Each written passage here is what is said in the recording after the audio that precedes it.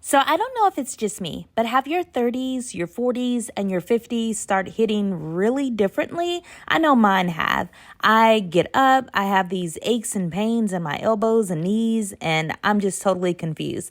I started going to the gym, running on the treadmill, which is awesome. However, my knees have started to give me issues. So I'm coming in with this red light therapy knee brace that was sent to me by the company linked below, and I'm going to tell you all about it. First off, it feels good on. Just having this brace on when I'm running on the treadmill or gardening or doing something around the house, it just works for me. Now, this is a vibration knee massager with heat and red light therapy. If you don't know about red light therapy, definitely do your research. It's very interesting. It's something that I don't mind trying. Now, it is rechargeable and it's cordless. That is probably the biggest thing. So you don't have to worry about being strapped into your outlet when you're using it. Just give it a good charge, wear it around your house, no matter what you're doing, and you're going to get the benefits from it. Now, also, you don't have to just use this on your knee.